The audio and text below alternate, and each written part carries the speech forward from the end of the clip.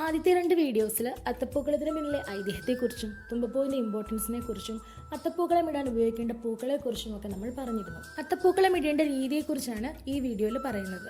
മണ്ണുകൊണ്ടുള്ള ചെറിയ മണ്ഡപം ഉണ്ടാക്കി അതിനു മുകളിൽ ചാണകം മെഴുകി തുമ്പപ്പൂ ഇട്ടാണ് അത്തപ്പൂക്കളം ആരംഭിക്കുന്നത്. ചിലയിടത്ത് 5-ാം നാളിലാണ് ഇങ്ങനെ മൺതിട്ടയുണ്ടാക്കി പൂപ്പടയൊരുക്കലും കുടകുത്തലും ഒക്കെ ചെയ്യുന്നത്. നിലവിളക്ക് കൊളുത്തി ഗണപതിക്ക് വെച്ചാണ് ചാണകം മെഴുകിയ തറകളിൽ പൂക്കളിട്ട് തുടങ്ങുന്നത്. ചിലയിടത്ത് പൂക്കളം ഇടുന്നതിന് മുൻപ് നിലത്ത് ഒരു കിണ്ടി വെള്ളവും ഒരു തുളസിയിലയും വെച്ചാണ് തുടങ്ങുന്നത്.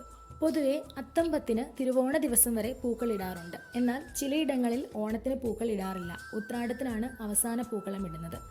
ഓണത്തിന് പൂക്കളത്തിന് പകരം മഹാബലിയെ പ്രതിഷ്ഠിക്കുന്നു. ഉത്രാട ദിവസം വൈകുന്നേരം പൂക്കൾ പടിക്കലേക്ക് മാറ്റി തൃക്കാക്കരയപ്പനെ പ്രതിഷ്ഠിക്കുന്നു. ചില സ്ഥലങ്ങളിൽ അരിമാവ് കൊണ്ട് കോലം വരച്ച് തൃക്കാക്കരയപ്പനെ പ്രതിഷ്ഠിച്ചതിന് ശേഷം പുടവ നേദിക്കുന്നു.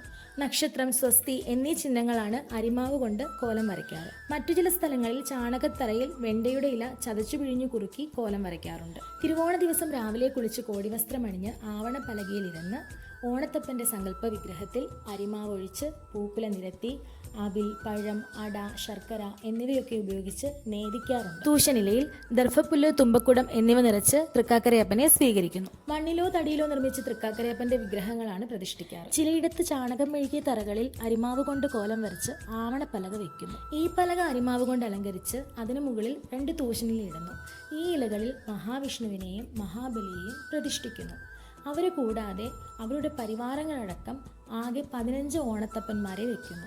ഇതുകൂടാതെ തുളസിത്തറയോട് ചേർന്നും പടിക്ക് അകത്തും പുറത്തുമായി ഓരോ ഓണത്തപ്പന്മാരെയും പ്രതിഷ്ഠിക്കാറുണ്ട്. പടിക്ക് അകത്തും പുറത്തും പ്രതിഷ്ഠിക്കുന്ന ഓണത്തപ്പന്മാർ മഹാബലിയുടെ വരവ് മുൻകൂട്ടി അറിയിക്കുന്നു എന്നാണ് വിശ്വാസം. അതുപോലെ തിരുവോണ ദിവസം ഈ പടിക്കലുള്ള ഓണത്തപ്പന്മാരുടെ അടുത്ത് ചെന്ന് മഹാബലി വരുന്നു എന്ന സങ്കല്പത്തിൽ കിണ്ടിയിലെ വെള്ളം നിലത്തൊഴിച്ച് അതിൽ തുമ്പക്കുടം വിതറി ആനയിക്കാറുണ്ട്.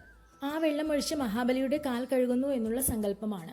ഇതുകൂടാതെ വീട്ടിലെ മുതിർന്ന കാരണവന്മാർ പൂജ ചെയ്യാറുണ്ട്. ചിലയിടത്ത് വീടിന്റെ 4 ദിക്കിലും ശർക്കരയും തേങ്ങയും ഇലയിൽ ചിരകി വെച്ച് ഉറുമ്പിന് ഓണം കൊടുക്കുക എന്നൊരു ചടങ്ങ് കൂടിയുണ്ട്. ഉത്രട്ടാതി വള്ളംകളിയോടുകൂടി ഓണാഘോഷം സമാപിച്ചു എന്നാണ് പറയാറ്. അതുകൊണ്ട് തന്നെ ഉത്രട്ടാതി ദിവസമാണ് ഈ പ്രതിഷ്ഠയൊക്കെ മാറ്റുന്നത്. ചിലയിടത്ത് ചതയം ദിവസങ്ങളിലും മാറ്റാറുണ്ട്. തിരുവോണത്തിന് മുൻപ് മൂലം നാൾ തന്നെ ഓണത്തപ്പനെ പ്രതിഷ്ഠിക്കുന്നവരുമുണ്ട്. അതുപോലെ ഈ 10 ദിവസത്തിന്റെയും ഇമ്പോർട്ടൻസ് പറയാം. അത്തം ദിവസമാണ് പൂക്കളം ഇടാൻ സ്റ്റാർട്ട് ചെയ്യുന്നതെങ്കിൽ നമ്മൾ വീട് ക്ലീൻ ചെയ്യുന്നത് ചിത്തിരയിലാണ്.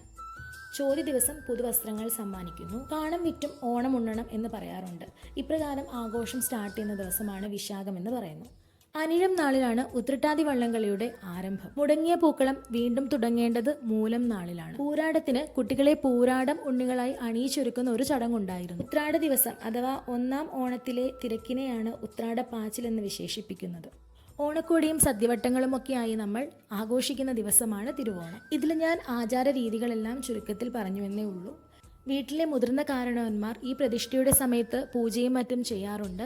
അതുപോലെ ചിലയിടങ്ങളിൽ മഹാബലി, മാദേവൻ, വാമനൻ എന്ന രീതിയിൽ 3 പ്രതിഷ്ഠയാണ് വെക്കാറ്. അതുപോലെ ഈ പ്രതിഷ്ഠയോടൊപ്പം അമ്മിപ്പിള്ള അഥവാ അരകല്ലും പിള്ള, ചിരവയുടെ രൂപം, മുത്തൻ, മുത്തി ഇതൊക്കെ ഉണ്ടാക്കി വെക്കാറുണ്ട്. തുളസിത്തറയോട് ചേർന്ന് 3 ഓണത്തപ്പന്മാരെയാണ് പ്രതിഷ്ഠിക്കാറ്.